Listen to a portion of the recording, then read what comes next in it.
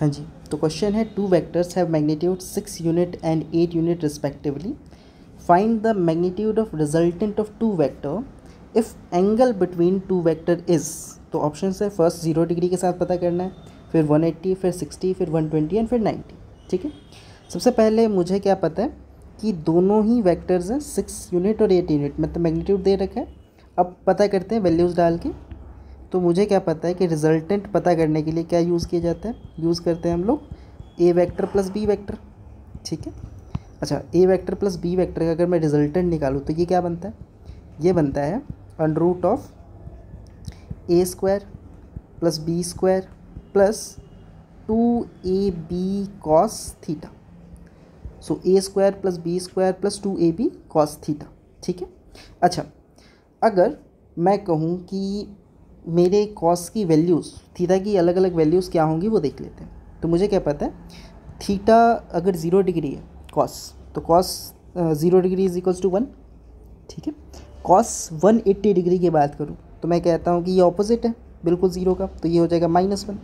ठीक है, कॉस 60 की बात करें तो कॉस 60 होता है 1/2।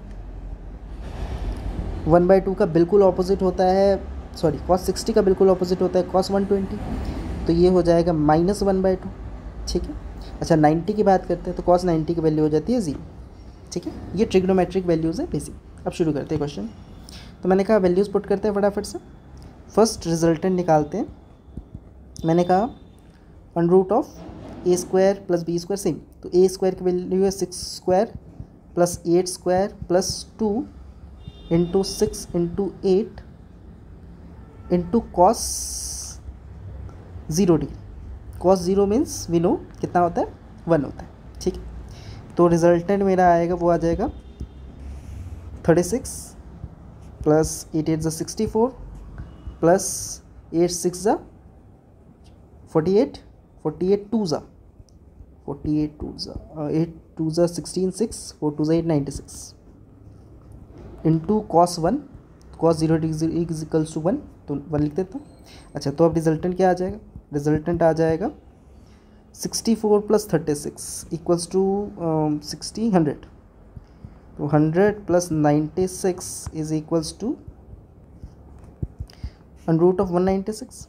ठीक है, अच्छा 196 कितना होता है, मुझे पता है 196 होता है अंडर रूट का 14 इंटू 14 में भी 14 इंटू 14, 4 4 ज़ा 16 कैरी 1, 4 1 ज़ा 4 एंड 5 इंटू 4 1 6 9 1 या, तो रिजल्टेंट कितना आ गया, रिजल्टेंट आ गया 14।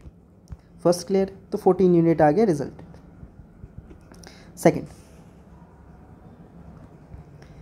सेकंड है कॉस 180 डिग्री जिसकी वैल्यू होगी -1। तो मैं अब फॉर्मूला नहीं लिखता हूँ, मैं सीधा आंसर पुट करना ट्राई करता हूँ। ठीक है, तो मैंने कहा कि a हो गया 6 का स्क्वायर, b हो गया 8 का square plus 2ab cos 180 degree, 2ab cos 180 degree.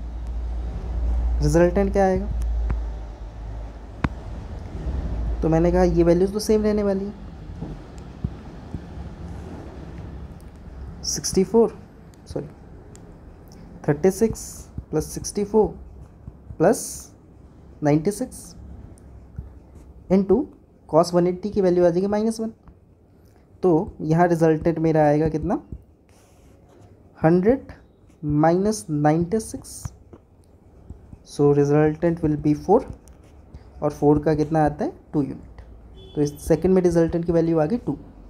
ठीक है, अच्छा आगे बढ़ते हैं। तो मैंने देखा कि सेम वैल्यूज़ है, हल्का अगर एंगल का चेंज आ जाता है तो a प्लस बी और a माइनस बी में वैल्यूज़ डिफर कर जाएंगे। ठीक है, आगे बढ़ते हैं। कॉस 60 की वैल्यू लेते हैं। ठीक है, थर्ड पार्ट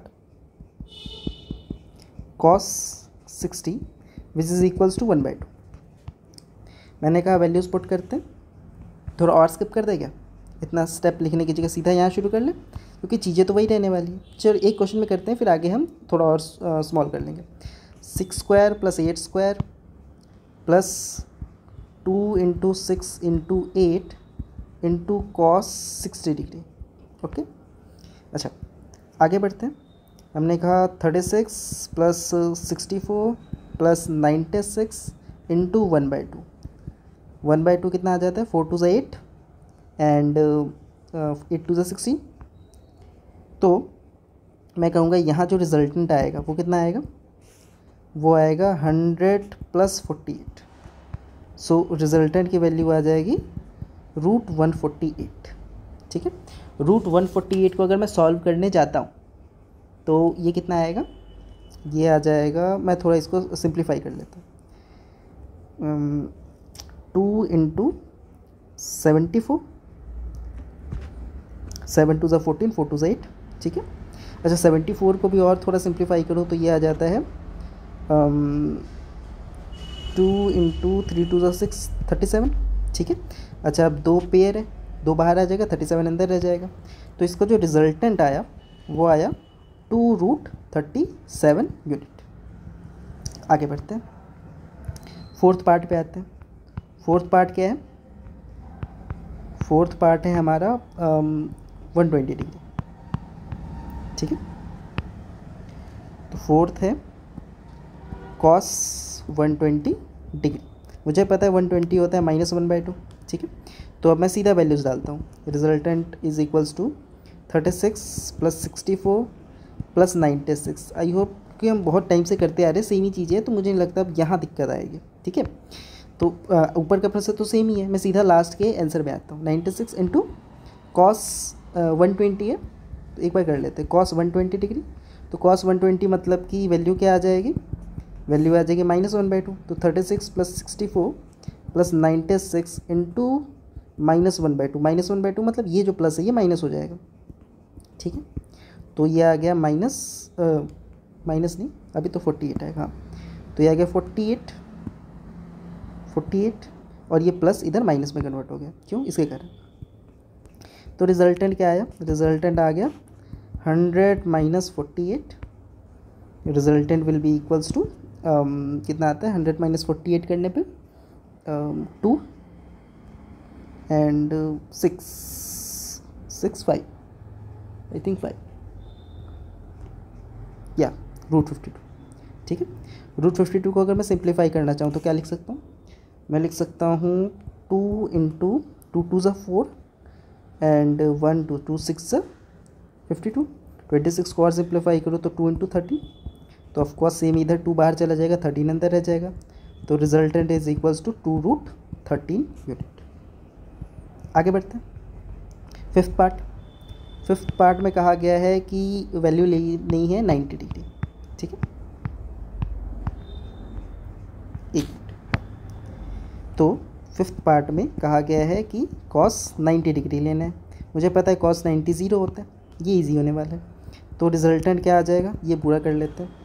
मैंने कहा ये होगा a² plus b² plus 2ab cos theta,